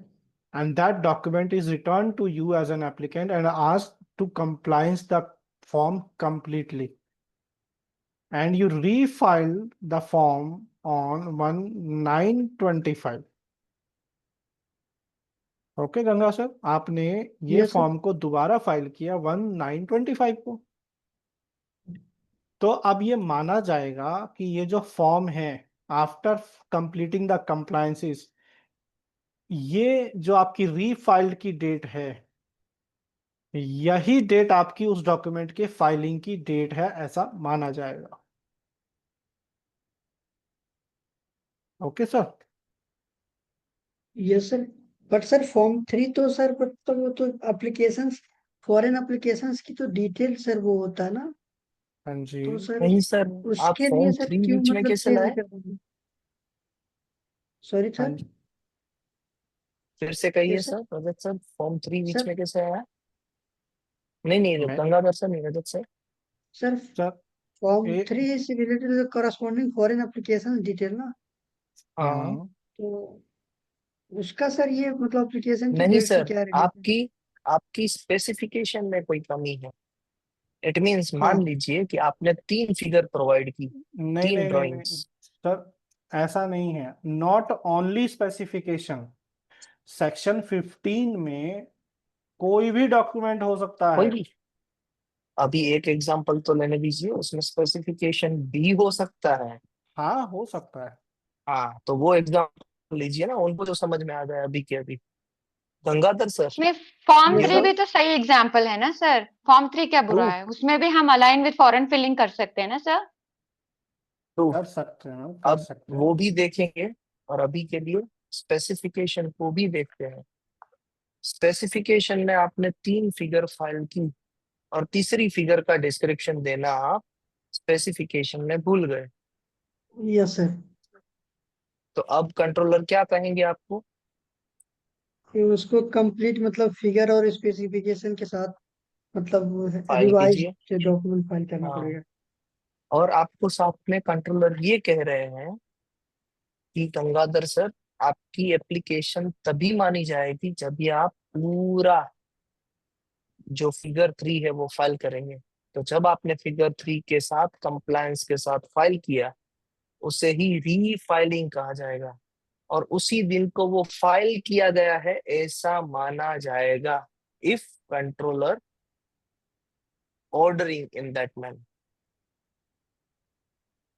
Is that clear? मतलब व्हाट आई अंडरस्टूड सर, अगर कंट्रोलर ऑर्डर देता है कि अब इसकी डेट जो है इस डेट से मान जाएगी जब ही होगा, इन एवरी केस नहीं होगा।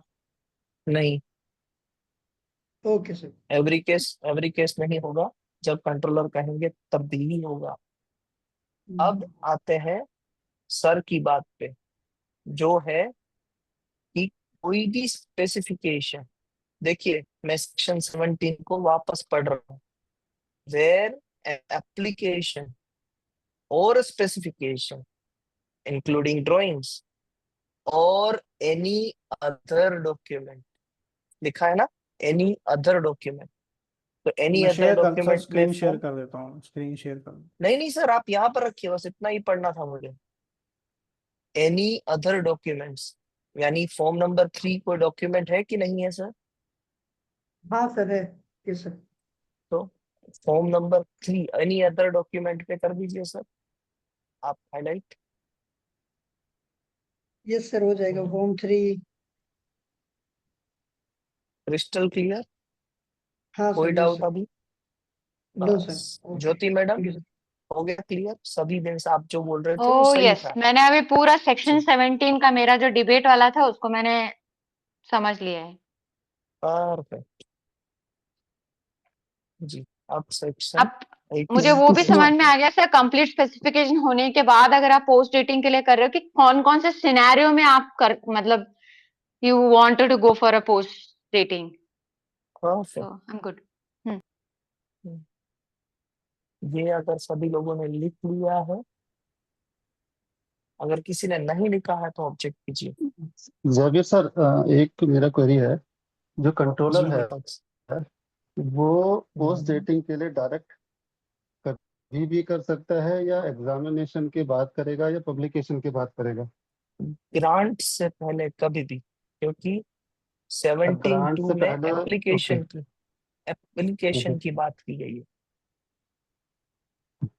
ओके, बट ग्रांट सपोज के बाद उसने एप्लीकेशन पब्लिकेशन के को, बाद 18 मंथ ग्रांट के के बाद बाद उसने एप्लीकेशन को क्या कहा जाता है? Granted patent. पेटेंट। बट मेरा हम्म क्वेश्चन है कि सपोज उसने 18 महीने के बाद पोस्ट डेटिंग का रिक्वेस्ट करी एप्लीकेंट को, और उसके बाद हम्म। पोस्ट डेटिंग होती भी है, तो वो 18 महीने की जो प्रायोरिटी रेट है वो शिफ्ट हो जाएगी। सर वो कंट्रोलर अगर डिमांड करेंगे ना, तो उसमें कहीं पर भी 6 महीने वाला क्लोज नहीं है सर। कंट्रोलर जो ओके। भी कंप्लायंस आपको देंगे, वो कंप्लायंस आप जब भी क्लियर करेंगे तब आपकी पोस्ट डेट मानी जाएगी। हम्म। वो 17(2) से अलग है, यानी 17(1) में है, वहां पर 6 महीने की बात है। 17(2) में हम्म। कोई 6 महीने की बात नहीं। ओके, बिफोर ग्रांट कभी भी पोस्ट डेट हो सकती है, किसमें? Up two years 17, also. 17 हम्म। सबसेक्शन 2 में कंट्रोलर जब कोई हम्म। कंप्लायंस दे रहे हैं तब। अगर खुद आप ओके, करने जाओ, एप्लीकेंट खुद चाहे तो कितने महीने तक पोस्ट डेट करवा सकता है? Within up to 6 months. Perfect. बस। ठीक है। सेक्शन 18 से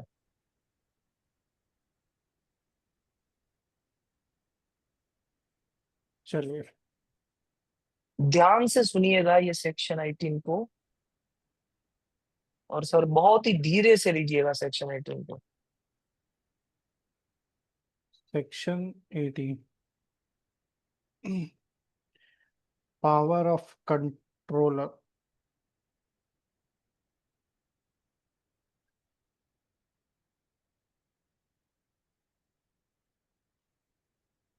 In case of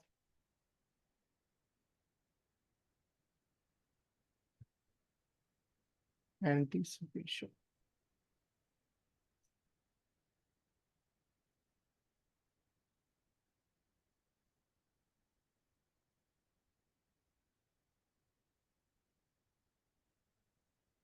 ये एंटीसिपेशन इससे पहले हमने कौन से सेक्शन में पढ़ा है? सेक्शन 18 से पहले आता है। कौन से सेक्शन में पढ़ा है? 13 ना? सेक्शन 13। करेक्ट ना सर? 13 में ही यस पढ़ा था मैम, ना? यस यस अच्छा यस। हाँ भाई, एक सेक्शन बाहर हो गया मुझे। सभी हो जाएंगे ma'am, don't worry. Power of control in case of anticipation. देखिए सेक्शन 13 में हमने देखा था 2 तरीके से एंटीसिपेशन होता है। एक प्रायर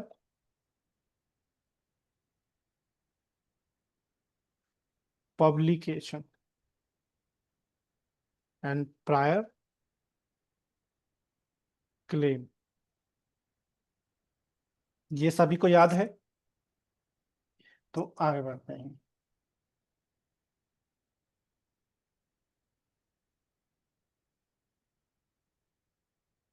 देखिए first point,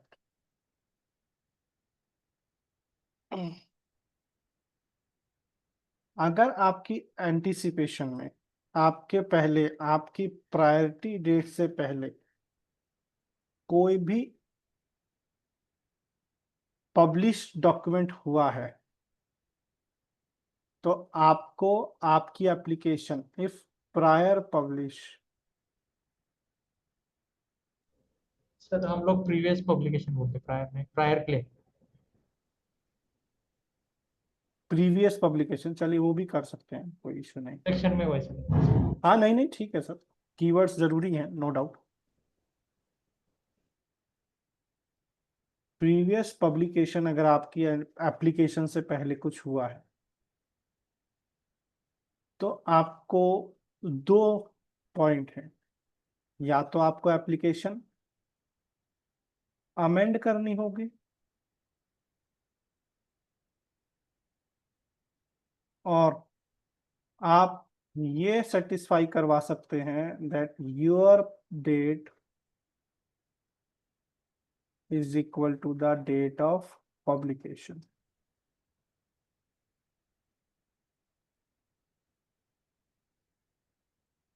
is that okay? Sir एक बार प्लीज वापस रिपीट करेंगे, समझ में आया। मैम, अगर आपकी एप्लीकेशन से पहले कोई भी डॉक्यूमेंट, पेटेंट लिटरेचर या नॉन पेटेंट लिटरेचर, कहीं पर कोई पब्लिश मिलता है और उसमें वही चीज लिखी है जो आपकी एप्लीकेशन में लिखी है, तो आपके पास दो ऑप्शन है, या तो आप उसको अमेंड करेंगे, या फिर आप कंट्रोलर को ये सेटिस्फाई करवाएंगे कि सर वो जो मेरी डेट है, फाइलिंग डेट, वही पब्लिकेशन की भी डेट है। ये पॉइंट क्लियर ओके हुआ सबको? बाकी सभी पर्सन के लिए मान लीजिए जिस पेटेंट इन्वेंशन के लिए आप एप्लीकेशन फाइल कर रहे हैं, आपने वही इन्वेंशन को कहीं पेपर में, न्यूज़पेपर में या किसी रिसर्च पेपर में आउट किया है, पब्लिश किया है, तो वह पब्लिकेशन की बात हो रही है। उसमें दो केसेस, कि आपने उसी दिन आपका रिसर्च पेपर पब्लिश हुआ जिस दिन आपकी पेटेंट फाइल हुई थी, इसे लिखा गया है your date is equal to publication. दूसरा, अगर आपकी एप्लीकेशन पहले, यानी आपने जब फाइल की अमेंड की बात कर रहे हैं, तो आपने पेटेंट एप्लीकेशन पहले फाइल की थी। सर अमेंड के बारे में क्या है ये? सर अगर आपकी एप्लीकेशन प्रीवियस पब्लिकेशन है, आपकी एप्लीकेशन से पहले कोई पब्लिकेशन हुआ है, या आपने ही कर दिया है गलती से कोई भी एक पार्ट, अगर, तो आपको आपकी एप्लीकेशन अमेंड करनी पड़ सकती है। हाँ, मान लीजिए कि आपकी एप्लीकेशन से पहले आपकी एप्लीकेशन का कोई भी पार्ट, छोटी सी कोई भी डिस्क्रिप्शन किसी और पर्सन ने अपने न्यूज़पेपर में, रिसर्च पेपर में या कहीं पर भी पब्लिश कर दी है, तो आपको अपनी एप्लीकेशन में से वो पार्ट निकालना पड़ेगा। उसे अमेंडमेंट कहा गया है। Correct sir? Yes sir. Okay, next point. Next point ये है सर कि अगर आप कंट्रोलर को ये सेटिस्फाई करवा देते हैं कि सर जो मेरी प्रायोरिटी डेट है वही उस पब्लिकेशन की पब्लिकेशन डेट है, तो आपको कुछ भी करने की जरूरत नहीं है, आपको कोई अमेंडमेंट अंडरस्टूड सर। नहीं करना पड़ेगा। नहीं, बट नेक्स्ट। कंट्रोलर को कुछ तो बताना पड़ेगा ना सर कि मेरा पब्लिकेशन डेट और ये डेट सेम है, कुछ तो उसे दिखाना पड़ेगा ना। वही तो मैम कह रहा हूँ, मैं सेटिस्फाई करना पड़ेगा आपको उसे। सेटिस्फाई आप कैसे करोगे? बोल के थोड़ी, कोई प्रूफ देके। हाँ हाँ हाँ हाँ, वही मतलब अगर न्यूज़पेपर में डाला हो तो मैं न्यूज़पेपर का आर्टिकल कंट्रोलर को दिखाऊंगी और डेट को राउंड ऑफ करूंगी कि ये डेट और ये डेट सेम है जी ना। यस। जी।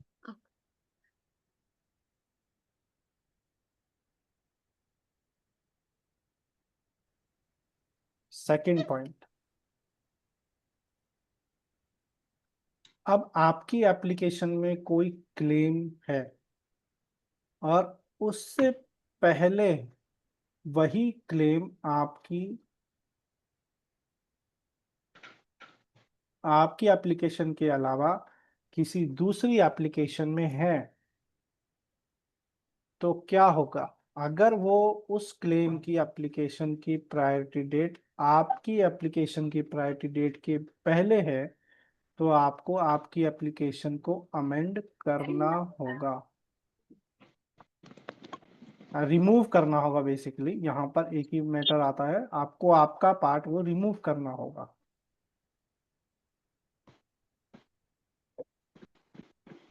या फिर आप कंट्रोलर को ये सेटिस्फाई करें कि सर जो प्रायर क्लेम की जो प्रायोरिटी डेट है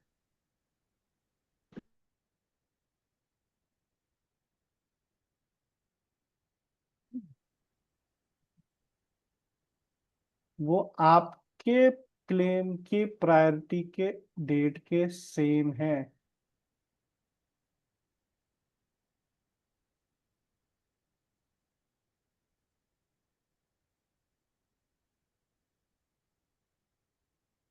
is that okay? Yellow colour से डेट वाइज समझाइए। तो अब क्या होगा अगर लेट्स से कि वो प्रीवियस वाला और मेरा दोनों आ का रहे हैं सेम मैम, डेट होगा तो आ रहे हैं, उस पे भी आ रहे हैं, उस पे भी आ रहे हैं। फॉर एग्जाम्पल, आपके एप्लीकेशन में एक क्लेम है, क्लेम 1। नीचे नीचे नीचे नीचे नीचे, भले ही आप उसको रब कर दो येलो कलर से ना, वो समझाने के लिए। ये छोटी स्पेस मत कीजिए, बड़ी कर दीजिए। देखिए, आपकी एप्लीकेशन में कोई क्लेम 1 है और उसकी जो प्रायोरिटी डेट है वो है 1/3/25। अब ये आपकी एप्लीकेशन है, application 1, and it's yours application. Now, what comes in the observation of a controller, that the same claim 1 is also in claim application 2, others application, किसी अदर पर्सन की है, और उनकी जो प्रायोरिटी डेट है वो आपकी प्रायोरिटी डेट से एक दिन पहले है। मान लीजिए 25/2/25। तो अब कंट्रोलर आपको क्या बोलेंगे कि सर आपकी एप्लीकेशन में जो क्लेम 1 है that is anticipated by claim 1 of application 2 of some other person, और उसकी जो प्रायोरिटी डेट है वो आपकी प्रायोरिटी डेट से पहले है। और ये प्रूफ हो जाता है कि ये क्लेम 1 की जो प्रायोरिटी डेट है एप्लीकेशन 2 की, that is before your application. तो आपको अमेंड करना होगा, यानी कि अपने एप्लीकेशन में से उस क्लेम को हटाना होगा। But somehow by some any magic और any help आप ये प्रूफ कर पाए कि सर कंट्रोलर सर, मेरी एप्लीकेशन में जो कम क्लेम 1 की डेट है वो 1/3/25 है, और यहाँ पर भी जो एप्लीकेशन में जो क्लेम की प्रायोरिटी डेट है वो 1/3/25 है। दोनों ऐसे नहीं, क्लेम ऐसे की नहीं सर, ऐसे नहीं, ऐसे नहीं। पहले वही लिखिए 25/2/25। आप एक साथ दोनों चीजें क्लब मत कीजिए, पहले एक लिख के सभी से कंफर्म कीजिए कि ये समझ में आया।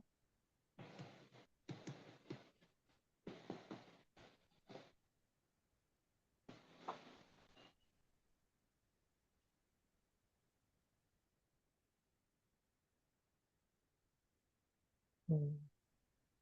क्या ये चीज सभी को समझ में आई तो थम्स अप दीजिए सभी लोग। अगर नहीं समझ में आई तो क्वेश्चन कीजिए।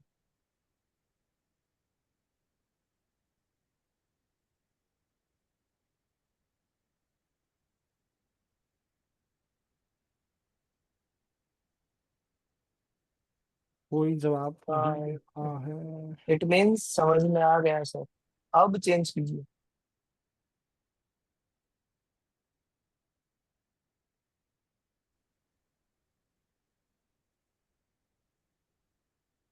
अब अगर आप ये किसी तरह से कंट्रोलर को सेटिस्फाई कर देते हैं या कोई डॉक्यूमेंट आप प्रोड्यूस कर देते हैं और ये प्रूफ कर देते हैं कि सर ये जो एप्लीकेशन 2 है इसमें जो क्लेम 1 है उसकी प्रायोरिटी डेट 1/3/25 है, जो कि मेरे एप्लीकेशन के क्लेम की प्रायोरिटी डेट के इक्वल है, तो आपको रिमूव नहीं करना पड़ेगा। यहां तक समझ में आया? अब इसके बाद क्या करना होगा वो भी हम डिस्कस करेंगे थर्ड पॉइंट। यहाँ सर तक समझ इसमें में आया जी? इसमें सर जो जी डेट आपने बताई है प्रायर क्लेम की, वो डेट 1/3/25 इक्वल ही होनी चाहिए, दैट शुड बी मोर, मतलब से ज्यादा होनी चाहिए, इससे आगे की होनी चाहिए। हाँ, आप तीसरा केस लीजिए सर, इससे आगे होगा तो क्या होगा, फिर यहाँ पर आइएगा। नहीं नहीं, उसी में डेट चेंज कीजिए, ब्लू कलर से जो आपने लिखा है उसमें लिखिए 2/3/25। नहीं सर, ये पार्ट पहले कंप्लीट करो ना। अगर उसका और मेरा अरे दोनों का सेम मैडम, होगा तब क्या मैडम होगा? देखिए, मैडम मैडम देखिए, उसमें तो आंसर दे दिया और उसको आगे भी बढ़ाना है हमें। अभी ये खत्म नहीं हुआ है, बीच में दीपक सर को ये समझ में नहीं आया कि आगे होगा तो क्या होगा, बरोबर। अब फिर से वहां पर आएंगे, इक्वल है तो क्या होगा, 1/3 नहीं 1/4। ओके दीपक सर, यस आपसे सर। यानी दूसरी एक एप्लीकेशन में क्लेम है आपकी एप्लीकेशन से 1 महीने के बाद, तो क्या आपकी एप्लीकेशन पे कुछ इफेक्ट होगा? नहीं होगा। उल्टा आप क्या कर सकते हैं? शुरू कर सकते हैं। नहीं हाँ नहीं, दीपक सर, उल्टा आप क्या कर सकते ऑब्जेक्शन हैं? ऑब्जेक्शन ऑब्जेक्शन कर सकते हैं। हाँ, या फिर हम्म कंट्रोलर ही सामने, एग्जामिनर ही सामने से आपकी एप्लीकेशन वो दूसरे पर्सन को दिखाएगा कि भाई दीपक सर की क्लेम हम्म, पहले प्रायोरिटी में है, आपकी बाद में है। तो इट इज क्लियर कि अगर बाद में होगा तो क्या होगा, करेक्ट। Correct correct. और अगर आपसे पहले होगा तो क्या होगा, आपकी एप्लीकेशन से पहले पहले होगा तो होगा तो, एंटिसिपेट करेगा। हाँ तो फिर आपकी एप्लीकेशन में क्या करना पड़ेगा, ये अमेंडमेंट, अमेंडमेंट या चेंज अमेंडमेंट करने करना पड़ेंगे। पड़ेगा या फिर वो हाँ, रिफ्यूज होगा। आपकी एप्लीकेशन से पहले है तो अमेंडमेंट, बाद में है तो आप सामने वाले की एप्लीकेशन में अमेंडमेंट करवाओगे। एंड अगर सेम डेट है तो क्या होगा, आप उस बात पे भी आते हैं ज्योति मैडम के साथ। हटा दूं सर इसको? Yes sir. नहीं नहीं, क्यों, भाई मैं बोल सर, सिर्फ डेट चेंज करनी है ना, सेम सेम डेट पे क्या होगा। तो क्या होगा वो थर्ड पॉइंट लिखवाना है ना सर मुझे अब? ओके ओके सर, लिखवाइए please, sorry.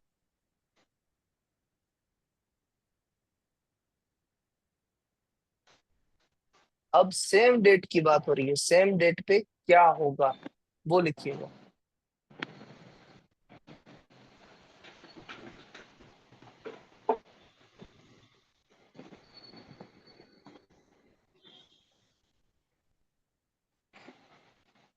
Third point,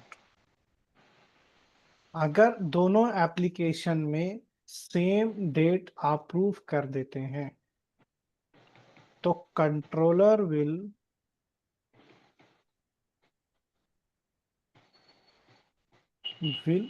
put the reference, किसका रेफरेंस? एक दूसरे का। एप्लीकेशन 1 का रेफरेंस फाइल करेंगे एप्लीकेशन 2 में, और एप्लीकेशन 2 का रेफरेंस फाइल करेंगे एप्लीकेशन 1 में। एक दूसरे की एप्लीकेशन का रेफरेंस एक दूसरे की एप्लीकेशन में लिखा जाएगा बाय द कंट्रोलर।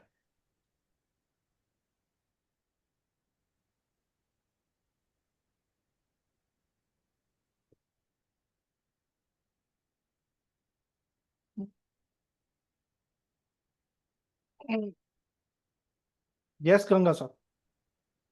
सर अगर सर दोनों एप्लीकेशन की प्रायोरिटी डेट सेम है सर, तो मतलब ये तो समझ में आएगा कि कंट्रोलर दोनों का रेफरेंस दोनों एप्लीकेशन में देगा। तो सर इससे क्या आप दोनों एप्लीकेशन पे कोई इफेक्ट आएगा कि मतलब कोई कोई लिमिटेशन या अफेक्ट कुछ? नहीं आएगा सर, कोई अफेक्ट नहीं आएगा। Okay sir. अफेक्ट तब आएगा सर अगर in future by any circumstance किसी एक एप्लीकेशन में से वो पार्ट हट जाता है। मान लीजिए उसकी एप्लीकेशन रिवोक हो गई, या ग्रांट ही नहीं हुई, या पोस्ट डेट क्योंकि हो गई, या पोस्ट डेट हो गई, क्योंकि उनकी फिर प्रायोरिटीज चेंज हो जाएंगी, यस सर। है ना। तो फिर अफेक्ट आएगा अकॉर्डिंग टू द सर्कमस्टांस कि अब दूसरी एप्लीकेशन पर क्या होगा।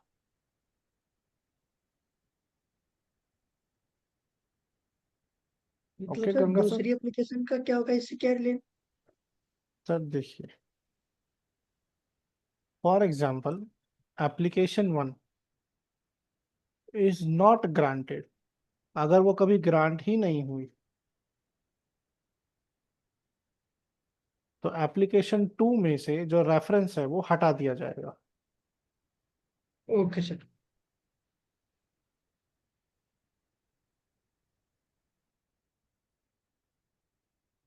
यहाँ पर सेक्शन 18 हुआ कंप्लीट। अब ये सारे पॉइंट्स कोई एक पर्सन रिपीट कर दे। So I'll take it up. जी मैडम, ले लूं सर मैं? बिल्कुल मैम। जी जी। Okay. So section 18 का title power of controller in case of anticipation. Yes. So basically यहाँ का पूरा crux of this is that under section 13 of the Patent Act, which basically we learned about anticipation, उसी का on that particular section, what is the power of the controller? So यहाँ पे two segment है इसका, one is that prior publication and one is prior claim. Now under prior publication, what are the different scenario?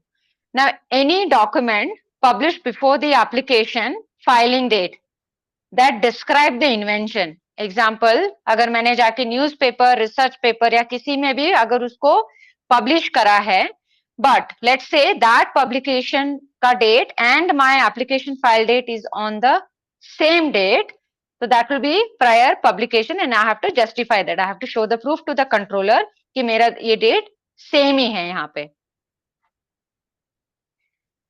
Second scenario, if we have published before the filing of the application, अगर मैंने पहले ही जाके कहीं और publish कर दिया है, then the controller may ask me to, the controller shall ask you to amend your application. Basically, मुझे वो particular invention को remove करना होगा. चाहे आपने या और किसी ने भी पूरा एप्लीकेशन या फिर पार्ट ऑफ द एप्लीकेशन आपसे पहले पब्लिश कर दिया है, तो उतना पार्ट आपको अपनी स्पेसिफिकेशन से निकालना पड़ेगा, हटाना पड़ेगा. Correct sir? Rajat sir? Yes ma'am, correct. Okay. Second one, prior claim वाले में क्या होगा? दूसरा scenario. So let's say any claim of your application is same to that of a previous claim, then you have to amend. ये prior claim वाला है. और prior claim priority date and your priority date is same. तो आपने यहाँ पे हमें एक एग्जाम्पल दिया है and with that example you have explained 3 different scenario. Scenario 1 ये था कि let's say कि मेरा publication date 1/3/25 को है, that is my priority date. और second innovation, let's say कि principal सर का भी सेम इन्वेंशन है. पहला सिनेरियो आपकी प्रायोरिटी डेट से बाद में, आपकी प्रायोरिटी डेट के बाद में किसी का क्लेम फाइल्ड है तो? हाँ, मैं वही बोल रही हूँ ना सर, मेरा और प्रिंसिपल सर का इन्वेंशन सेम है बट डेट उनका मेरे से पहले था. मतलब मेरा अगर जनवरी में था तो प्रिंसिपल साहब का फरवरी में था. तो उस केस में क्या होगा? मुझे मेरा अमेंड करना होगा बिकॉज मैं अंडर एंटिसिपेशन में आ जाऊंगी. बट इफ दी नहीं, प्रिंसिपल सर का फरवरी में था, आपका जनवरी में, आप क्यों अमेंड करेंगे? सॉरी, मेरा मुझे अमेंड करना होगा ना फिर। अरे मैडम, आप एक जनवरी मिनट में एक मिनट है, एक मिनट एक minute principal Jaiveer sir sir Jaiveer sir फरवरी में है। जयवीर सर एक मिनट एक मिनट एक मिनट।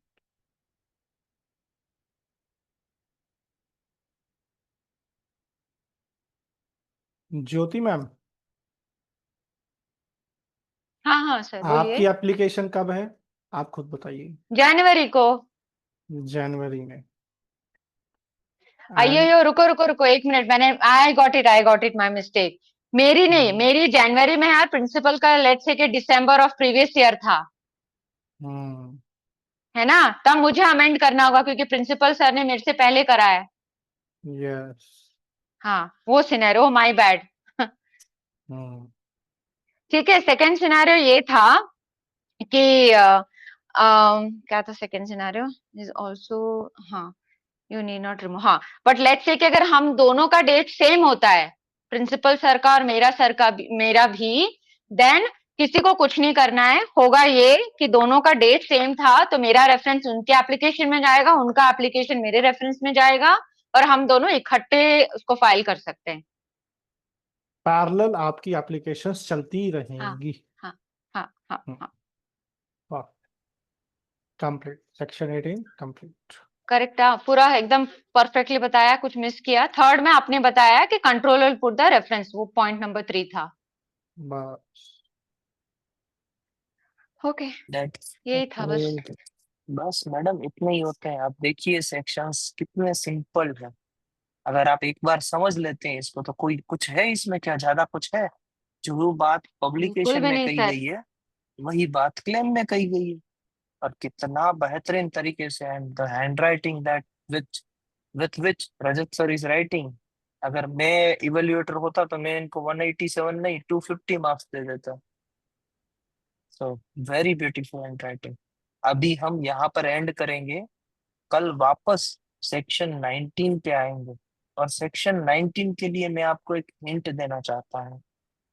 सेक्शन 19 का टाइटल है पोटेंशियल इंफ्रिंजमेंट। पोटेंशियल, यहाँ पर भी इंफ्रिंजमेंट हो रही है सेक्शन 18 में, मगर वो पोटेंशियल नहीं है। तो ये पोटेंशियल का क्या मीनिंग हो सकता है, हो क्या मीनिंग है वो नहीं, क्या हो सकता है वैसा सोच के आइएगा। अभी आंसर नहीं देना है, सोच के आइएगा। कल वापस ये पढ़ाया जाएगा सेक्शन 19 में, बस थोड़ा सा ही डिफरेंस है। और आपको सेक्शन 16, सेक्शन 17, सेक्शन 18, सेक्शन 20, ये 4 सेक्शन अभी लिख के उसके बाद में ही ये सेशन को ओवर करना है। आप पोस्ट डालेंगे ग्रुप, आप फोटो खींच के डालेंगे ग्रुप में, तभी जाके सबमिशन माना जाएगा। सभी लोग प्लीज, और तभी आप सेशन एंड कर लीव करेंगे। हाँ, तभी आप सेशन को लीव कीजिएगा, उससे पहले मत कीजिएगा। ऐसा मत सोचिएगा कि अरे कौन देख रहा है, हम ऐसे ही चले जाते हैं, नहीं, इट इज ऑब्जर्व्ड। और मैं आपको जब फोन करूंगा या पर्सनली रजत सर फोन करेंगे, अनिल सर फोन करेंगे, तो हम आपको कहेंगे कि आपने क्यों नहीं लिखा। और देखिएगा, आप जो भी लोग नहीं लिख रहे हैं उनकी प्रिपरेशन में कमी दिखाई देगी अपने आप।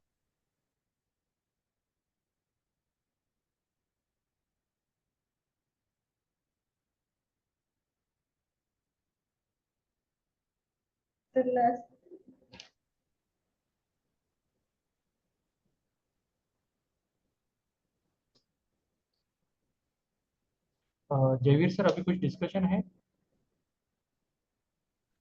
No sir, if you want you can leave. Sir, हम लोग जैसे बात कर रहे थे कि रूल्स में से टाइमलाइन लेनी है, और कोई टाइमलाइन मैनुअल में दी है तो लेनी है। हाँ हाँ, क्यों नहीं।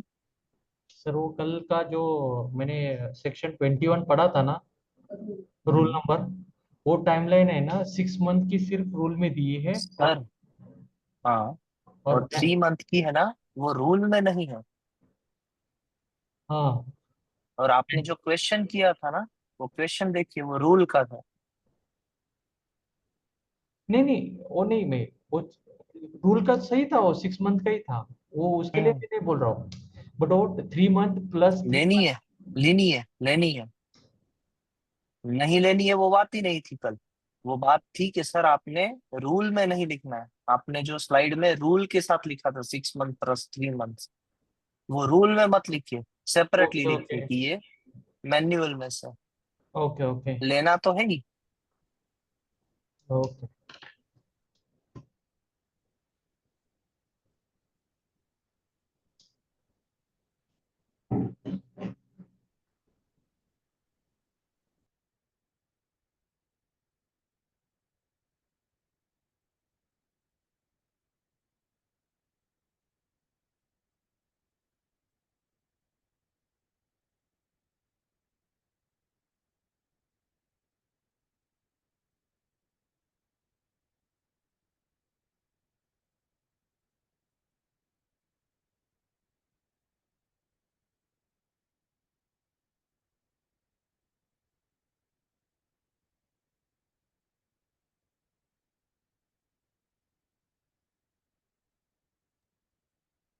ओनकार सर, मेरी आपसे वापस रिक्वेस्ट है कि आप आंसर शीट परचेज कर लीजिए, उसी में ही लिखना स्टार्ट कर दीजिए, वरना आपके छोटे छोटे लेटर्स होंगे और छोटे छोटे लेटर्स से आप कम पेज फिलअप कर पाएंगे, क्वांटिटी आपकी नहीं बन पाएगी, and again we will fill our self in trap. तो प्लीज आंसर शीट ले लीजिए, थोड़े से फॉन्ट बड़े कीजिए और स्पेसियस एनवायरनमेंट के साथ लिखिए, आपकी हैंडराइटिंग बहुत ही अच्छी है। सर एक्चुअली नोट्स के हिसाब से वैसे लिखा है मैंने, मतलब आईपैड पे लिख रहा हूँ हाँ, तो नहीं मत वो लिखिए, you need to write on answer sheet please sir, ये it is mandatory requirement sir, हमें अपनी प्रैक्टिस वहां पर करनी है।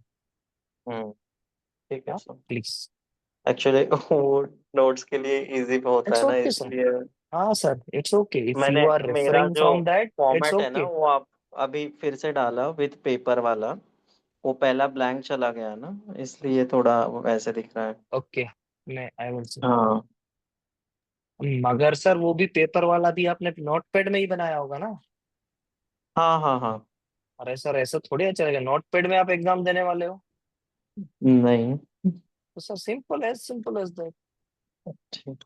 ओके। हाँ, उसी के साथ आंसर शीट लेके आइए, जो प्राइमरी के स्टूडेंट जिसमें लिखते हैं या 12th स्टैंडर्ड के जो स्टूडेंट लिखते हैं जिसमें, उसी में लिखिए। हाँ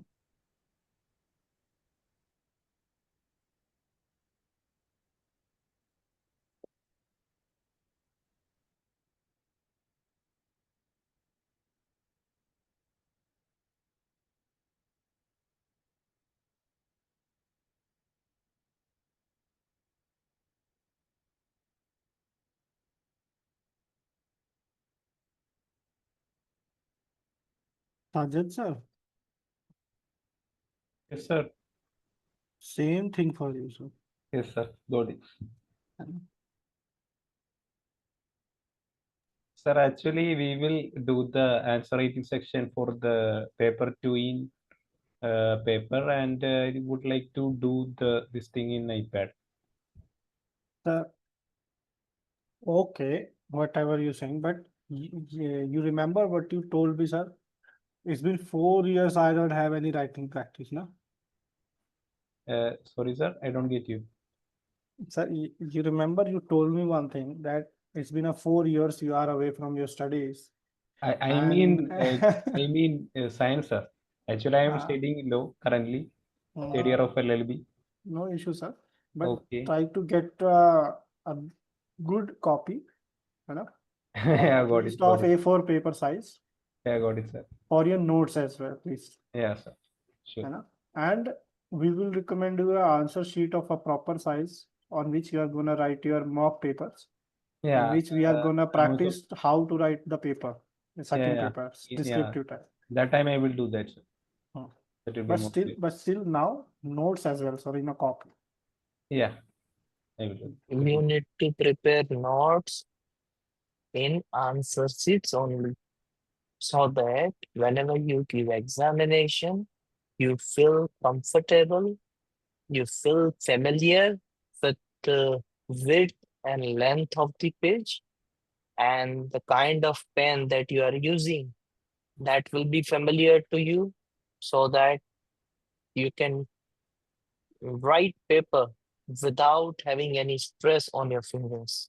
Actually, sir, can I ask one thing? Is there any important for our handwriting in the exam? Yes, it It's is. always important, sir. Okay, got it, got it. Yes, Handwriting, Jyoti ma'am. yes. Sir एक couple of doubt I have, ये जो section 16 था ना, उसमें we spoke about form 1 and form 18 ना, तो मेरा question ये था, अगर लेट्स से कि I am not requesting for request of examination form 18 अगर मैं फिल नहीं कर रही हूँ, is it like by default वो एग्जामिनेशन के लिए जाता है, या it's like as a No, interested person नहीं आई हैव टू जाता। Request for it? नो, नहीं जाता है। आपको अच्छा, या आपको या फिर इंटरेस्टेड पर्सन को रिक्वेस्ट करनी पड़ेगी। वो मैंडेटरी क्लॉज है। मैंडेटरी और क्लोज नहीं है। किया तो ऐसा हो जाएगा कि आपको एप्लीकेशन ने विड्रॉन किया है, विड्रॉन If माना form जाता number है। 18 is हाँ, not क्या क्या filed, क्या? जी मैडम सारिका मैम, हाँ वन सर, सेकेंड। हमने रिक्वेस्ट फॉर एग्जामिनेशन नहीं किया है, फॉर्म नंबर 18 या 18A नहीं भरा है, तो डीम टू ऐसा माना जाएगा कि आपने आप एप्लीकेशन विड्रॉन किया है। ज्योति मैडम, सारिका मैडम ये जी कहना सर। चाहते हैं कि अगर आपने प्रोविजनल के बाद कंप्लीट फाइल नहीं किया 12 महीने में, तो वो एप्लीकेशन को क्या माना जाता था? अबेंडन। हाँ बटन, हाँ। बट आपने रिक्वेस्ट फॉर एग्जामिनेशन अगर नहीं फाइल किया विद इन 31 मंथ, तो उस एप्लीकेशन को क्या माना जाएगा? विड्रॉवल, अबेंडन हाँ। नहीं माना जाएगा, विड्रोवल माना जाएगा।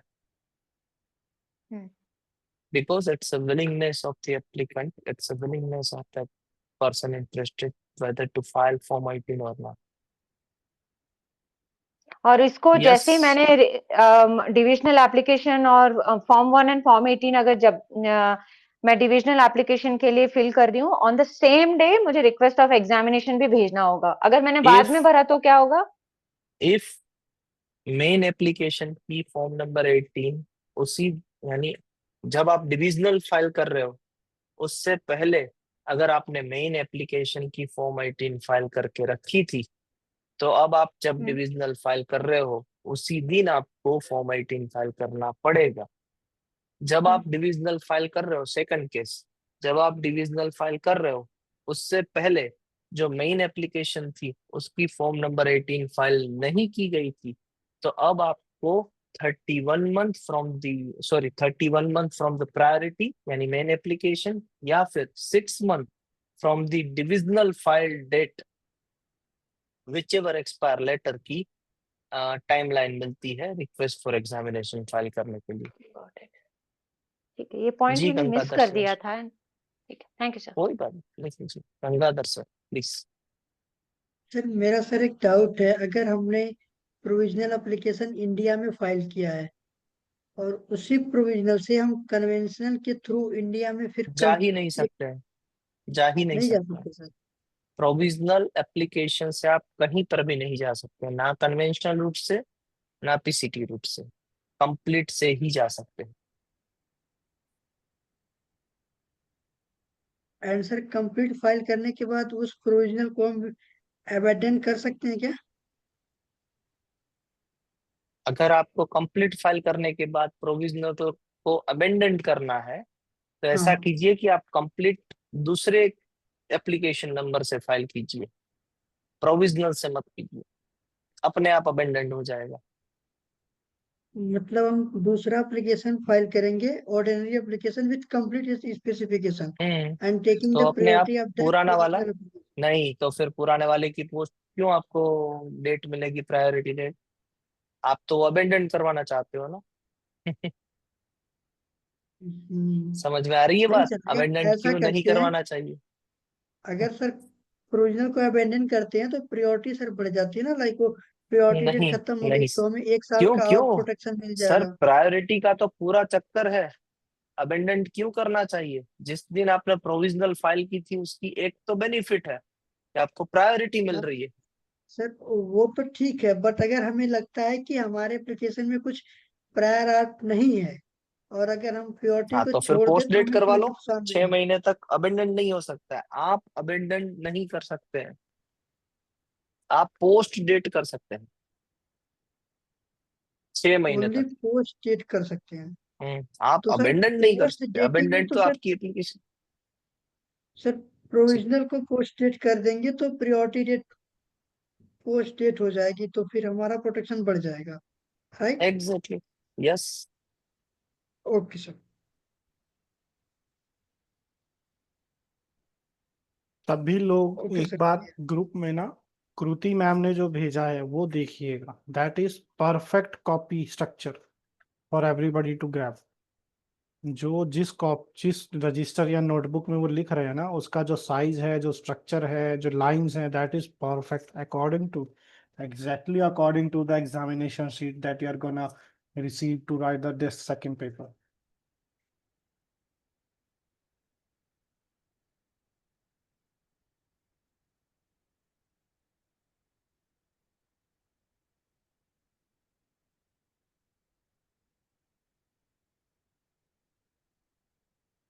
आई थिंक सर ये A4 शीट ही है ना, मतलब A4 साइज की कॉपी है।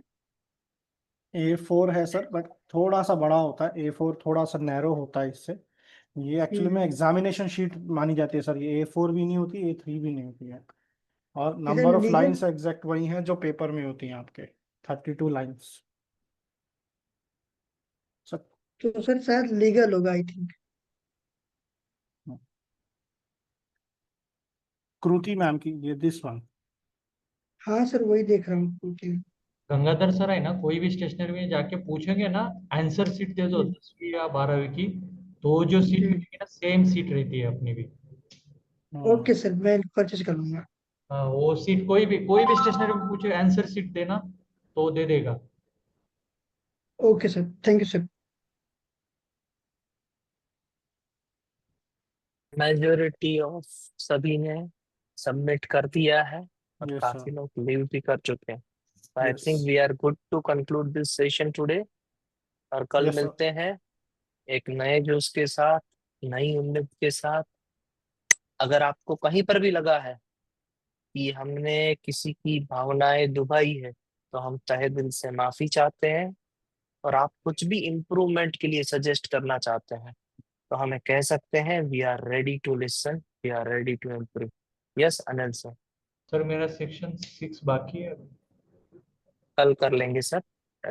रजत सर का भी एक ही सेक्शन बाकी रहा, 19। आप भी सेक्शन 6 कल कंप्लीट कर दीजिएगा। आज 11:20 है, थोड़ा सा जल्दी सोते हैं। आज बहुत दिनों से हम 11:50 तक जा रहे हैं। हाँ नहीं नहीं, आज के लिए नहीं, कल के लिए जस्ट। कल जी सर, सर जी सर सर, मेरा सर एक क्वेश्चन है। सर ये रिवीजन जी सेशन सर कब से कब तक चल रहा है सर? सर। रिवीजन सेशन आपके लिए वापस सैटरडे को भी रखा जाएगा।